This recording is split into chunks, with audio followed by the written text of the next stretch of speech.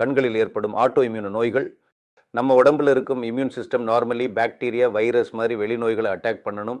ஆனால் சில நேரம் அது தவறாக நம்ம உடம்பையே தாக்க ஆரம்பிச்சிடும். அதுதான் ஆட்டோ இம்யூன் டிசீஸு. இந்த ப்ராப்ளம் கண்களில் வந்தால் அது ஆட்டோ இம்யூன் ஐ டிசீஸ்ன்னு சொல்லுவாங்க.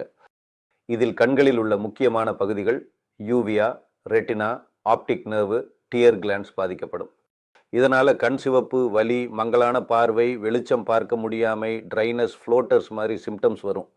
பொதுவாக யூவைட்டிஸ்ன்னா கண் உள்ள இன்ஃப்ளமேஷன், ட்ரை ஐன்னா கண்ணீர் குறைவு, ஆப்டிக் நியூரிட்டிஸ்ன்னா பார்வை நரம்பு பாதிப்பு, தைராய்டு ஐ டிசீஸ்ன்னா கண் வெளியே புடைப்பது மாதிரி சேஞ்சஸ், லூப்பஸ்ன்னா ரெட்டினா மற்றும் இரத்த நாளங்கள் பாதிப்பு ஆகியவை காணப்படும்.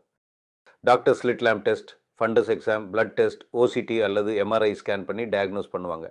ட்ரீட்மெண்ட்டில் steroid drops, injections, immunity control medicines, artificial tears மற்றும் அடிப்படை நோய்க்கு ட்ரீட்மெண்ட் கொடுக்கப்படும்.